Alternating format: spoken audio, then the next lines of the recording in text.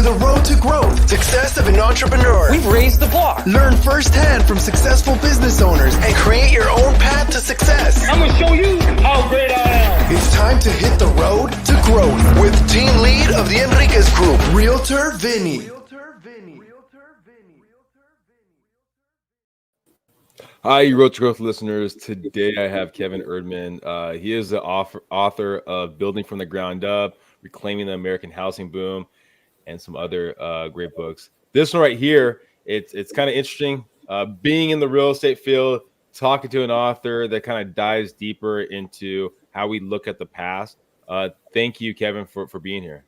Yeah, thanks for having me. I mean, I know you've talked about a variety of different stuff. I mean, it seems like it's mostly towards housing. I mean, if someone's coming up to you on the street and they go, Kevin, what do you do? How do you describe yourself? Is it simply I'm an author, or do you dive a little bit deeper into that? I'm probably a scholar, I suppose, is how I would put it. I don't necessarily have all the academic credentials, but I sort of accidentally happened upon this story that I've been working on for 6 or 7 years now, that really just compelled me to a career change toward researching, not just personally, but professionally and writing and getting the story out there, because of the things I discovered.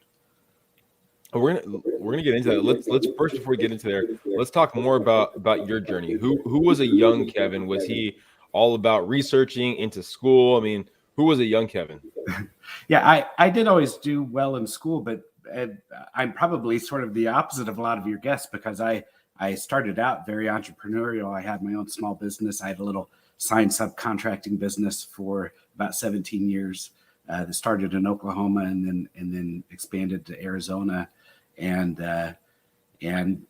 operated that business for about 17 years. And then I decided to switch into finance.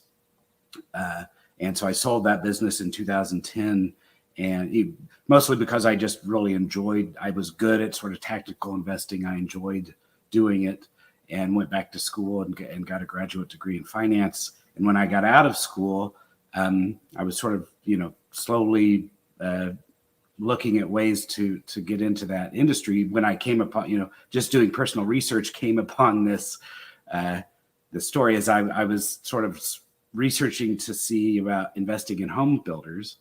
And so I was just looking at, all the ups and downs of that market for the last 20 years.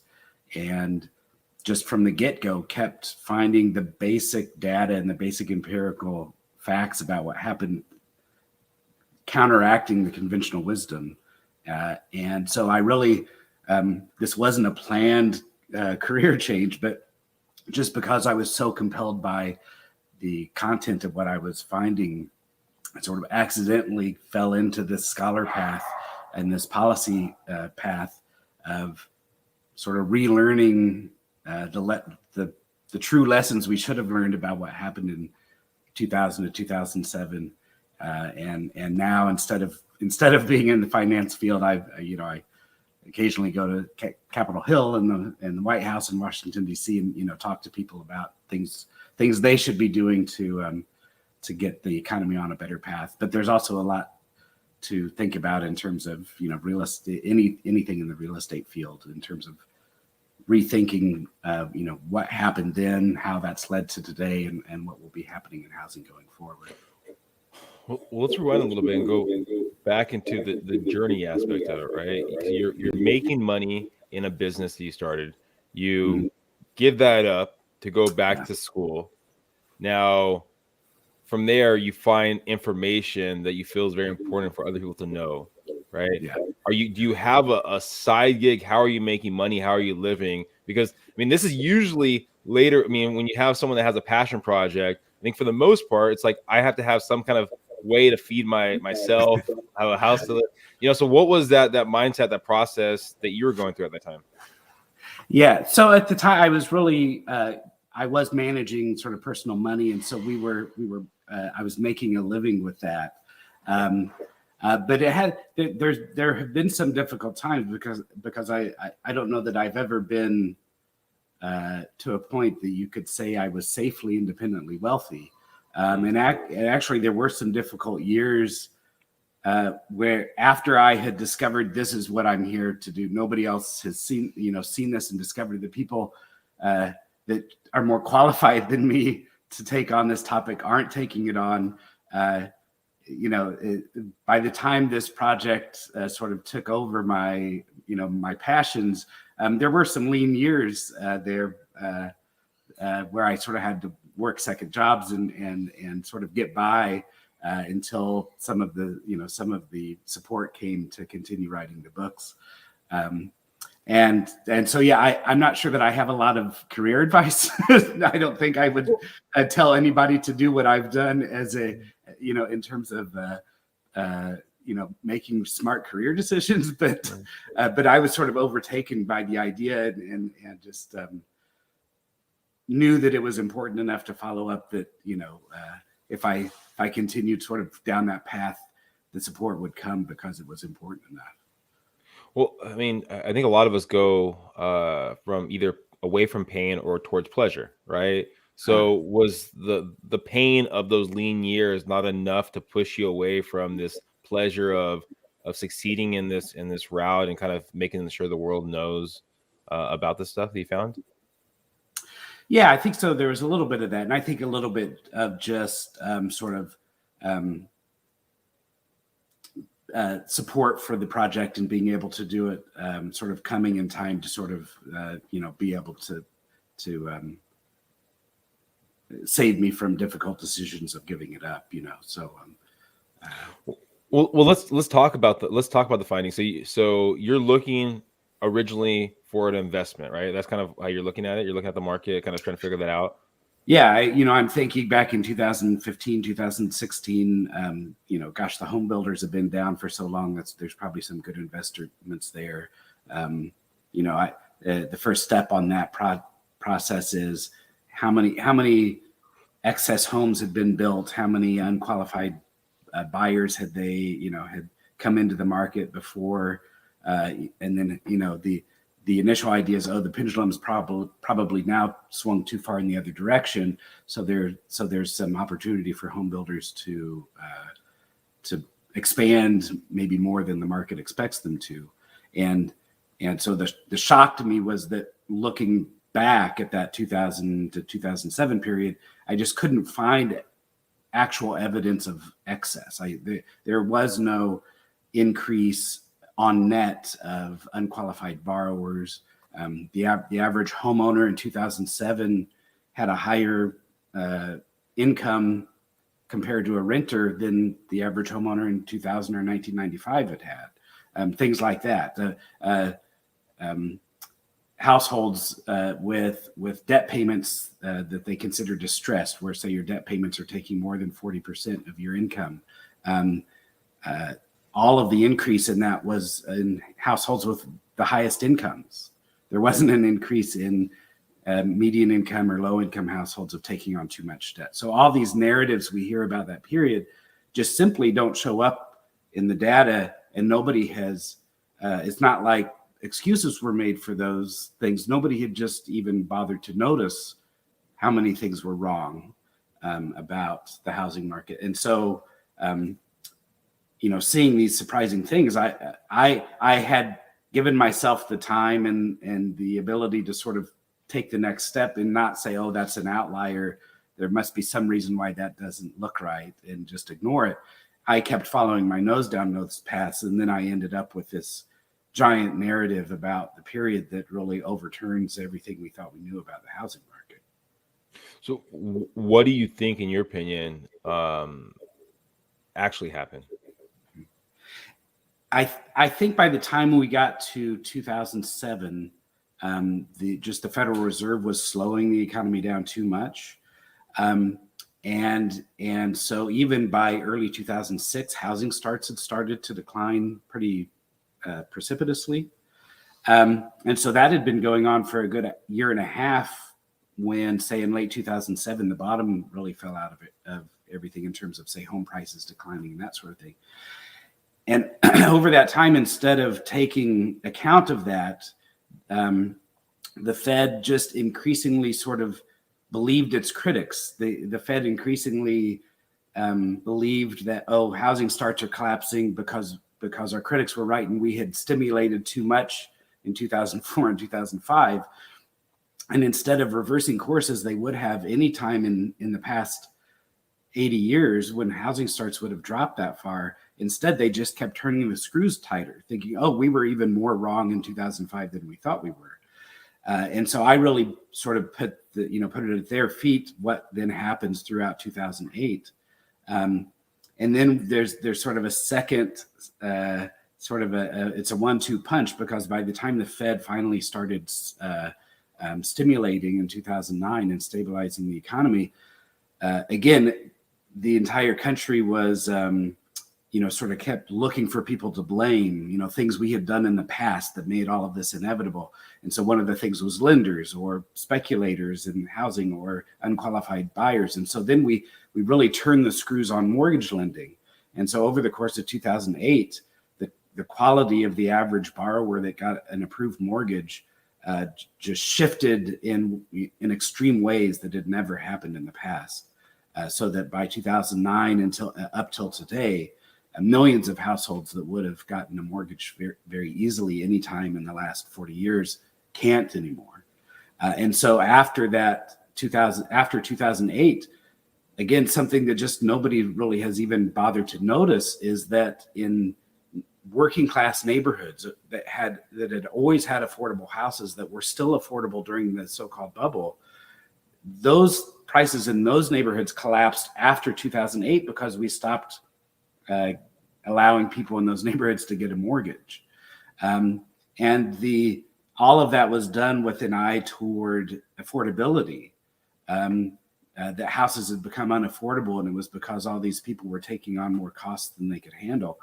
But really, rent is the more important fundamental factor on affordability. And the irony is that because we've sort of cut out these entry-level home buyers for the last 15 years, that has cut out entry-level building. And, compared to the years up through about 2006, we would build more than 500,000 homes a year that the selling price was less than $200,000. By the last couple of years, that's down to like 70,000 a year. So because there's no new houses, we basically cut out, it's like a donut hole in the middle of the housing market. There's a bunch of apartments going up, and people that can get mortgages that have high incomes can have houses built. And there's this donut hole in the middle that we've cut out of the housing supply. And so the irony is that's making rents go up in every city now, including cities that used to be and should be affordable.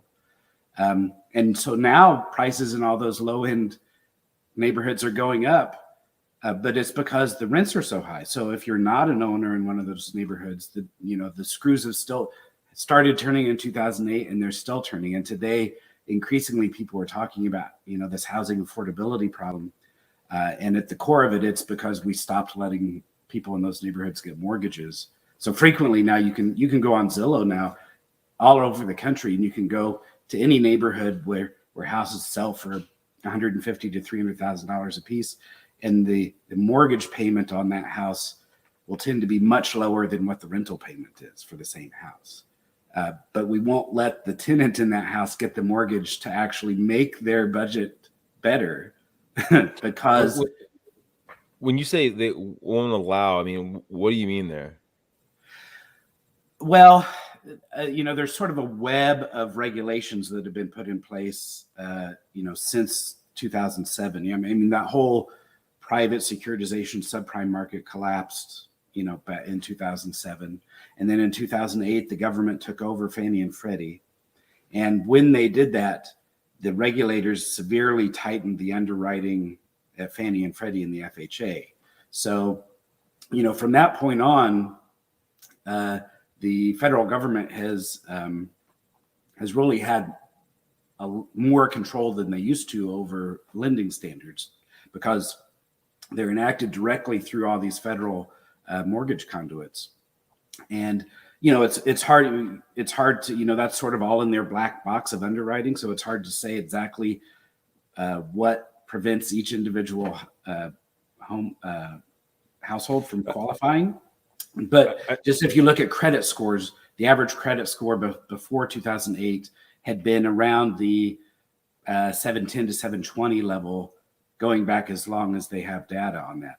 That went up on the average approved mortgage. That went up to like 760 by 2009, and it's stayed pretty much at that level since then. Well, I mean, you can purchase a home using a FHA loan at 580, even though most lenders want 620. I mean, so and then the debt to income, I mean, it definitely does vary. You're talking about 42%. I mean, I mean, this is my opinion dealing with the business, and I'm only here in California, Southern California. But it's more about the properties, finding the right properties for these people. I mean, I know here they're slowly trying to make deals with the developers that they have to have X amount of properties as affordable units to give grants and things like that. So, I mean, I'm just trying to dive deeper into who do you think is holding down, I guess, the lower middle class into purchasing. Yeah. So actually, I would say that San Diego is a good example, because I would put the country into sort of we really have two different housing markets. So I would take in terms of metropolitan areas, you've got New York City, Boston, San Francisco, and San Jose, Los Angeles, and San Diego, that are very distinct markets. They're much more expensive than every other market. The rents that people have to, the percentage of people's incomes in those cities that go to rent is very much higher than other cities. And really the one thing, one of the things I sort of push back on is that, there's this idea of superstar cities that people talk about, that, these cities have become popular for for highly productive workers or people with high incomes, or, rich people that buy pied a terre or whatever.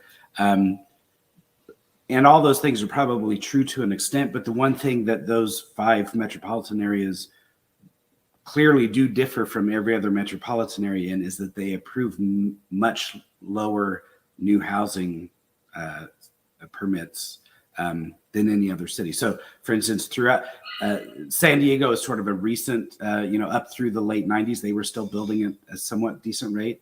But you look like at a metro area like LA, like in that bubble time from 2000 to 2005, they permitted on the metropolitan area level, they were permitting new houses at a slower rate than Detroit was.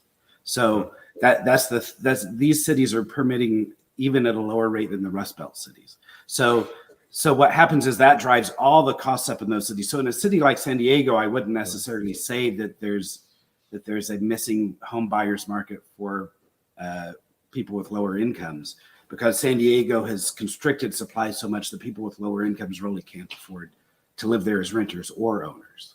Well, what they've at least done here is because we're we have so much, not enough land to build on. So they have made it higher density in certain areas for ADUs, granny flats, and things like that for the crisis. But yes, to you agree, we're pretty much on a hold for permits on building for the last couple of years, and it seems like the last maybe 2 or so years they've really opened it up a lot more. But yeah, it's so. Do you think then? I'm trying to put the pieces together. Is it's because the government's holding back on allowing permits to go through for new builds and making it more difficult, or at least in the past, that's been one of the issues of taking away affordable housing, or one of the issues? Yeah. So part of sort of the story that I put together is that during the bubble time, the boom time, and in fact, it's happening again now, even though home building isn't nearly at the level that it was, say, in 2005. But in that 2000, say, 4 to 6 period, Americans were increasing our consumption of housing, and there's no reason why that should be a problem. For the past 50 or 60 years, there have been a lot of times where, say, average household size has declined just because of lower fertility rates or lower marriage rates, and all sorts of all sorts of things. And so that was happening at a very moderate level. We weren't really increasing our real consumption of housing any more than we had, through much of the mid 20th century. But because these cities have become so bound up in local supply constraints, if we're consuming more housing per capita, there's basically a cap of how many houses are in these cities. And so it necessarily forces this segregation, a migration event. So San Diego, the metropolitan area in San Diego never actually went to negative population growth, but all those others did. New York City and Boston and San Francisco and LA during that boom period actually had declining total population, because until they can loosen supply politically in those cities, anytime Americans try to increase their consumption of housing at a moderate pace along with our incomes, it has to lead to a depopulation in those cities. And so really what was happening, the boom wasn't making it so that people were building or were moving to LA and building in LA. The boom was making it so people were moving from LA to the places that could build. So that's why you have these two separate sides of the coin, these what I call the closed access cities that aren't building enough. And then the Phoenixes and the Las Vegases and Orlando and Miami and Tampa. So Florida tends to take that flow from the New York and Boston areas. So back then what you had is that you had part of the country where they're politically incapable of building enough homes. And that's why prices were high. And then you had these other places that were suddenly growing faster. They're places that tend to build a lot of homes, but suddenly they were growing even faster than they could build because they had this inflow of basically housing refugees, people that could afford to bid up the rents and prices in places like LA and San Diego were claiming the housing stock. And so millions of households with lower incomes, generally sort of a mixture, some people with lower incomes, some people that owned homes that were sort of taking a windfall gain and moving away. Then they're flooding into those cities that I call the contagion cities. And so they got overwhelmed. And so there's a myth that those cities were overbuilt, that there was this bubble, and they, built all these extra homes in these cities that we, out in the desert that we didn't really need. They were actually just struggling to keep up with the actual demand for roofs over people's heads that would have preferred to stay in LA and were forced out of LA. Literally, there was no place left for them to live. And so getting rid of a bubble, which is what all the federal policies were aimed at toward that 2006 to 2008 period, basically meant killing incomes enough so that people stopped doing that, so that people were too poor to want more house, basically. And we had to kill the income to national income to make that happen.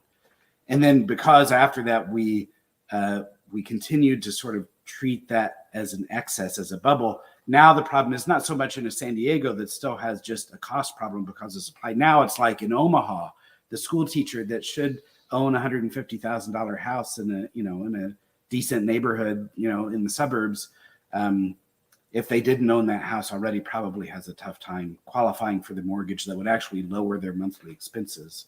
Let's go back to your journey. So you have this passion, you find all this information, right? Now, what's the process? For maybe even someone listening that is studying, that's going to university, going to college, and getting a master's, whatever, and they find something that they feel is very important to share with the world, right? Mm-hmm. What's the process of even finding avenues to get funding for this? Because before you put the book out there, you're not really making money off it, I wouldn't think, until you actually get the book out there and then start selling the book. So what's the process like? It really is. I'm amazed whenever I think about how everything has come together, because it really is a special time in history. It's a special time in history because, 15 or 20 years before I started this research, none of this data would have been available to me. I can go to the Census Bureau website now and click on a couple boxes and have, 10 different data points for every city in the country to study.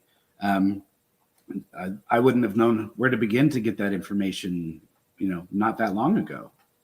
And then getting that information and thinking about it and building, building a narrative about it. At the time, I was blogging it.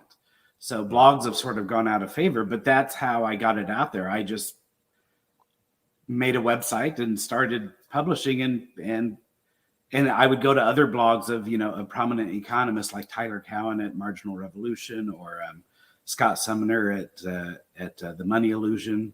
And I would comment on their blogs, and they saw the value of the content that I was bringing. And so they would respond, or they might even do a post where they would say, oh, look at what this guy's talking about. So it was really this, the number of communication devices we have now. I think we've only just begun to really capture the power of what a regular person can do today without the credentials and the connections. And so really, because we're in this magical time, I could make all these connections with people that normally would have never had an inkling of who I was. And eventually it was through those connections that eventually the Mercatus Center at George Mason University in the Washington area, which is a think tank that Tyler Cowen, who does Marginal Revolution, as the director of, they're the ones that eventually then brought me on for a while as a visiting fellow and supported the books and other research that's been published through them. But yeah, it's a magical time.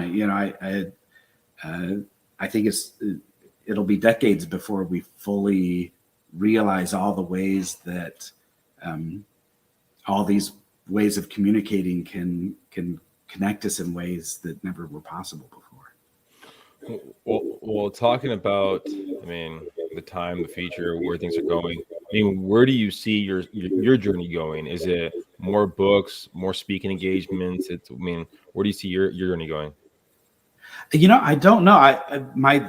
This is the book. This is Building from the Ground Up that just came out this last month, and so I'm finishing up some research that I'd been working on through the Mercatus Center that really try to sort of creating new ways to sort of quantify. There's several things that affect home prices in, say, a given metropolitan area. There's supply constraints, there's interest rates, there is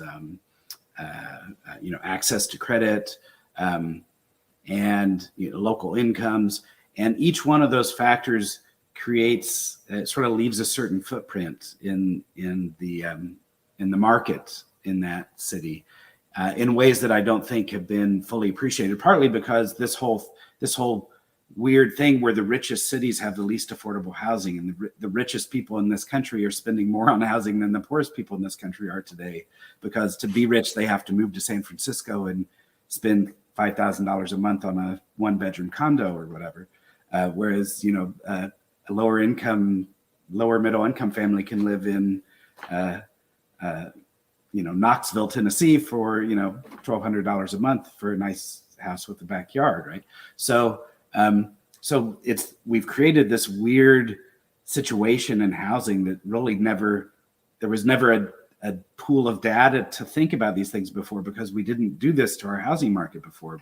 In the 20th century, if a city was successful, people moved to that. They built a bunch of houses and people moved there. So cities like Detroit in its heyday was growing by 40% a decade. People were moving there to work. And so there's sort of it's sort of a whole new regime that I don't think anybody's taken account of. How does it affect home prices in a city that has very high demand for living there, but won't build the houses to meet that demand? And so these papers are sort of creating a new framework to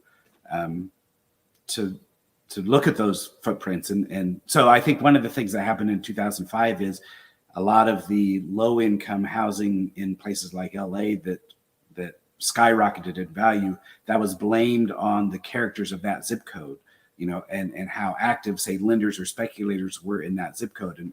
And partly what I'm sort of bringing to the conversation is that that zip code, their prices were going up because people in richer zip codes were running out of housing and were substituting down into, gentrification, right, is what people call this. And that comes from the lack of housing in the neighborhoods where they would normally be moving to if they had built more houses in those neighborhoods. So I found in the patterns that you see in home prices, you can actually find ways to separate out those, those factors. Where was it lending that was the issue, and where was it a lack of housing? So what you end up having is people in San Diego. It's not so much the cost of lumber that's determining the price of the house you'd like to live in. It really is how many people with more income than you are trying to get into that same market, and are you the next person that's like too low on the totem pole, and there's no house left for you because you're outbid. Oh, right? I've been saying it. I mean, probably since COVID. The opposite kind of happened to our market here, where I thought that was going to be some kind of catalyst to bring us back to where we were in 2007. You did the opposite, being that less inventory went on the market because some people were afraid of having people at their property, showing their property, being in their property. And so we've kind of transitioned from I want to be in this community to I want to just be in San Diego County. Yeah, that's true. Yeah, it's really changed the mindset of I can afford this price. Find me anywhere you can in San Diego County. I'm willing to drive. Yeah, and really, I just in general for all the cities, for those cities that I call the closed access cities, I think there is always this hope. I mean, it's really created a perversity, really, because it's almost like you're hoping that the economy of your city like gets knocked back on its knees enough to make it so people don't value it as much, and housing will become affordable again, right? It's really a sort of a perversity that we put into our psyche, and that whole superstar city idea, I think, feeds that notion and that sort of perverse hope, and sort of one of the ideas that I put out, that I don't think that hope is ever going to come of that, because it's not. I mean, there are special aspects of these cities. I mean, obviously, San Diego is a fabulous place to live or visit. But at the end of the day, the reason they're expensive is because they literally don't allow enough building just to like accommodate natural like births and deaths and a little bit of international migration that every American city has. These cities just don't build enough to just accommodate that. So it doesn't even take a lot of, like I said, all these cities were building fewer houses than Detroit was before the financial crisis. So all they need is demand as high as the demand to live in Detroit to overcome their housing production, right? So one of the things I like, Kansas City builds twice as many houses as LA. So I say, let's have LA try to build as many houses as Kansas City, and let's see if it's still as expensive, right? But how would you compare the density from LA to Kansas City? I mean, I would think they would have more room to grow, so that allows more expansion. Is that not the case? That is the case. I think it's, there are plenty of ways to add housing. I think the difficulty, I wouldn't put the difficulty so much at like a geographical limit. It's more that there are people that are already there that have a political say in what you can do, right? So it's not that we don't know how to, say, become more like Manhattan or something. Like we know how to make elevators, and we know how to build 20-story buildings, and we know how to make subways. What we've lost the ability to do is to get the permission of the 500,000 people that live within 3 miles of that location, who all have developed the political means to object to it. That the demands that they make aren't necessarily always wrong, or it's not like there's no basis to those objections. But a city at its base is change. Cities couldn't exist if they hadn't changed the landscape that they exist on. And so, Phoenix, where I am, is a good example. The downtown has really been, it used to be a dead zone, and it's really become a residential centerpiece of the new city. And that means a lot of duplexes and triplexes. It means some high-rise condos, and the city is becoming better for that. But the person that bought the little single family home with a backyard on 15th Avenue 50 years ago is sad to see what they once had disappearing. But it's not a city of 100,000 people anymore. And we can't sort of put our clamps on Phoenix and say it's got to be 1950 for the rest of eternity. There's a new Phoenix that can live and be better for a lot more people, and we need to let it happen. The reason we let it happen to begin with is how that first house got there to begin with, right? I would be doing a disservice by not asking you, where do you see the market, in your opinion, from all what you've learned from the past, going in the next 5-10 years? California is a very interesting situation because there's a lot of state level, YIMBY is what is the sort of movement of like increasing the ability to build housing.